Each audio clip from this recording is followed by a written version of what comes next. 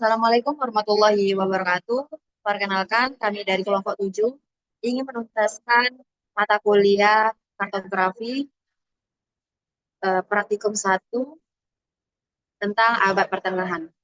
Sebelumnya, perkenalkan, saya Dura Wulandari sebagai moderator dan anggota saya. Saya Melkawasili Kuasa Purba. Saya Safa Salsabil. Lanjut, kami akan menjelaskan tentang abad pertengahan. Yang pertama akan dijelaskan oleh Safa Salsabil. Untuk soal yang pertama ada jelaskan ciri khas dari periode tersebut. Abad pertengahan atau sering disebut sebagai periode medieval adalah rentang waktu sekitar 1000 tahun yang menjembatani runtuhnya kekaisaran Romawi Barat hingga dimulainya era Renaissance. Berikut adalah ciri khas utama yang mendefinisikan periode ini. Yang pertama ada teosentrisme atau dominasi agama. Segala aspek kehidupan mulai dari politik hingga seni berpusat pada ajaran gereja. Gereja Katolik menjadi institusi paling berkuasa di Eropa. Yang kedua ada sistem feodalisme. Struktur sosial berbasis penguasaan tanah. Raja memberikan tanah kepada bangsawan dan sebagai imbalannya bangsawan memberikan loyalitas serta perlindungan militer. Yang ketiga ada ekonomi manorial. Ekonomi bersifat tertutup dan agraris. Masyarakat hidup di dalam tanah luas milik bangsawan dan memenuhi kebutuhan mereka sendiri dari hasil tani di sana. Yang keempat ada pendidikan skolastik.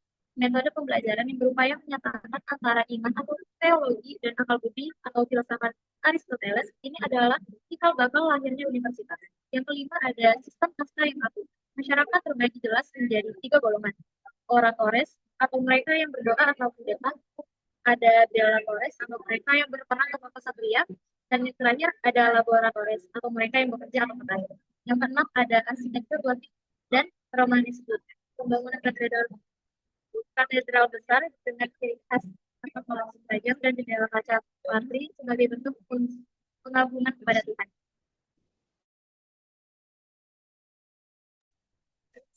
Soal kedua akan dijelaskan oleh saya sendiri. Pertanyaannya, jelaskan contoh peta pada periode tersebut. Yang pertama, peta Theo atau Orbis Datarum dengan bentuk paling ikonik yang membagi dunia menjadi 3 benua, yaitu benua Asia, Eropa, dan Afrika, yang dipisahkan oleh air berbentuk huruf T di dalam lingkaran T. Dan yang kedua ada mapa mundi atau peta dunia dekoratif yang sering dipajang di gereja. Isinya mencampurkan geografis dengan metodologi seperti gambar monster laut, tokoh Alkitab, dan makhluk aneh di tepi dunia. Yang ketiga ada peta portolan, muncul di akhir periode seperti abad ke-13 untuk kebutuhan pelaut. Peta ini lebih realistis, fokus pada garis pantai dan dipenuhi garis-garis arah mata angin atau room lines untuk navigasi kapal.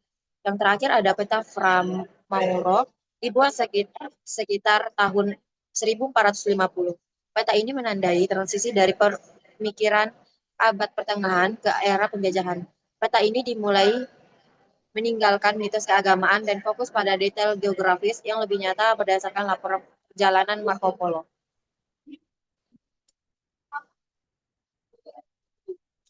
Soal ketiga akan dijelaskan oleh Milka.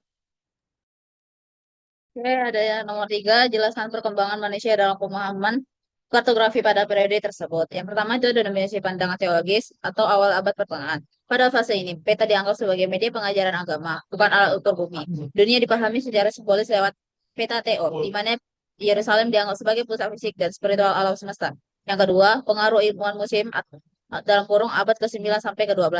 Ketika Eropa berada dalam zaman kegelapan, ilmuwan muslim seperti Idrisi melestarikan dan mengembangkan karya Ptolemeus yang mengembangkan karya dari Yunani kuno. Mereka menggunakan matematika dan pengamatan astronomi untuk menentukan koordinat tempat secara lebih akurat.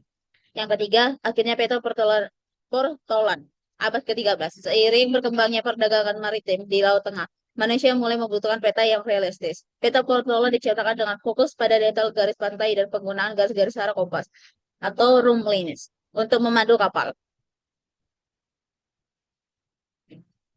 Yang keempat ada kembalinya geografis Ptolemeus abad ke-14 sampai ke-15. Menjelang akhir abad pertengahan, naskah Geografia karya Ptolemeus terjemahkan kembali ke bahasa Latin di Eropa. Hal ini memperkenalkan kembali konsep garis lintang, latitude, dan garis bujur longitude. dalam pembuatan peta. Yang kelima, ada transisi ke era penjajahan. Pemahaman manusia mulai meluas seiring laporan perjalanan tokoh seperti Marco Polo, peta mulai mencantumkan wilayah-wilayah baru di Asia dan Afrika Timur. Yang perlahan-lahan menghapus gambar makhluk mitos dari peta menggantinya dengan data geografis nyata.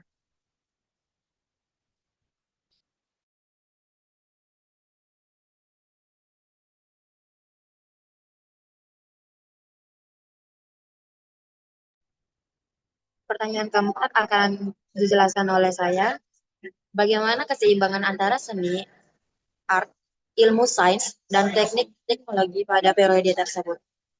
Jadi, pada abad pertengahan, seni, ilmu, dan teknik tidak dilihat sebagai bidang yang terpisah seperti sekarang, melainkan saling menyatu di bawah payung besar agama atau teosentris.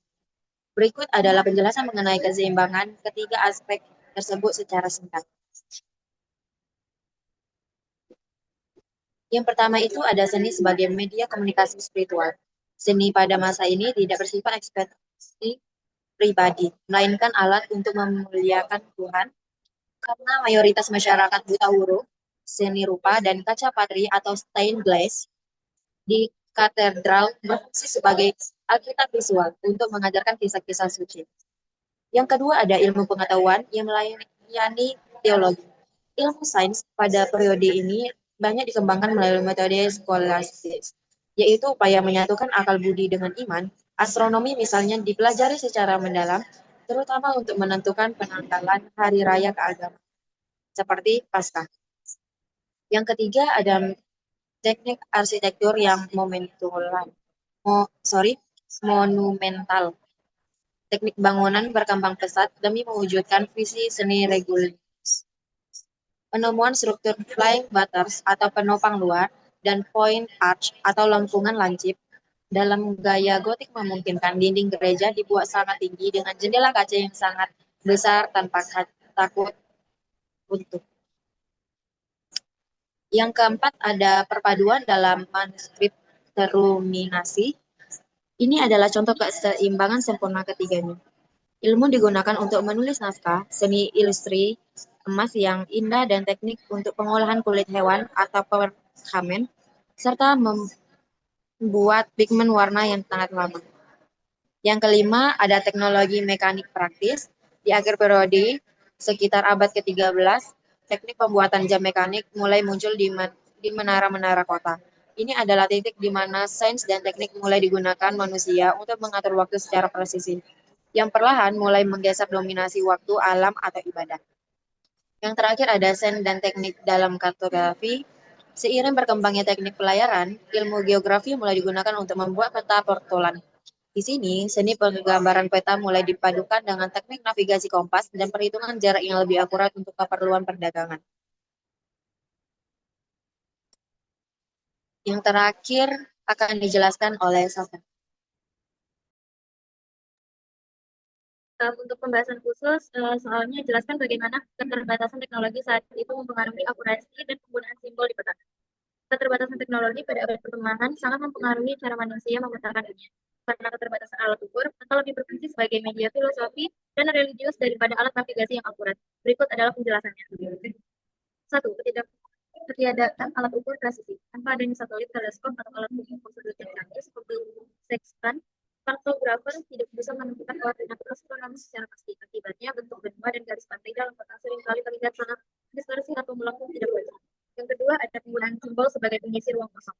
Tanpa adanya satelit, teleskop, atau alat pengukur sudut yang canggih seperti sextant, kartografer tidak bisa menentukan koordinat astronomis.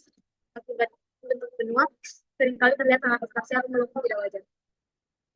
Yang ketiga ada simbolisme teosentris atau Yerusalem sebagai pusat. Keterbatasan data geografis digantikan oleh keyakinan agama. Yerusalem sering digambarkan dengan simbol bangunan yang megah tepat di titik tengah pusat, mencerminkan pemahaman bahwa dunia berputar di sekitar pusat spiritual, bukan pusat fisik. Yang keempat ada skala yang tidak konsisten. Teknologi saat itu tidak mengenal sistem proyeksi peta yang akurat. Misalnya ukuran wilayah dalam peta tidak ditentukan oleh luas tanah yang sebenarnya, melainkan oleh kepentingan politik atau religius kontribusi atau kerajaan besar akan digambarkan lebih besar daripada wilayah lain yang sebenarnya lebih luas. Yang kelima ada orientasi timur di atas atau Earth Oriental. Sebelum kompas digunakan secara luas di Eropa, arah utara belum menjadi standar. Peta diarahkan ke arah timur, ke lokasi terbit matahari, dan tempat yang diyakini sebagai lokasi surga atau elit. Inilah asal-mula kata orientasi yang berarti menentukan arah. Yang keenam atau yang terakhir adalah ketergantungan pada narasi lisan. Fotografer sangat bergantung pada cerita para pelancong dan teks kudus. Hal ini menyebabkan munculnya simbol deskriptif pada peta seperti gambar raja di atas takhta atau menara Babel untuk menandai lokasi suatu tempat karena tidak adanya sistem koordinat yang bisa diandalkan.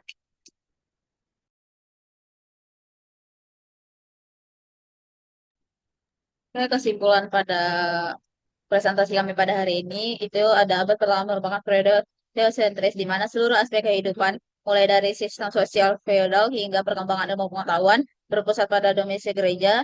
Perkembangan kartografi pada masa ini bertransisi dari pemahaman simbolis religius seperti peta TO menuju fungsi navigasi praktis peta portolan seiring kemajuan teknik pelayaran dan perdagangan. Keseimbangan antara seni, ilmu, dan teknik tercapai melalui pengabdian kepada agama, di mana keterbatasan teknologi diatasi dengan penggunaan simbolisme dan arsitektur skala religius yang megah, yang pada akhirnya meletakkan dasar bagi metode ilmiah dan penjelajahan dunia di era Renaissance. Sekian presentasi dari kelompok 7. Mohon maaf apabila ada kekurangan dan kesalahan. Kami tutup. Wabillahi taufiq wal hidayah. Wassalamualaikum warahmatullahi wabarakatuh. Bye-bye.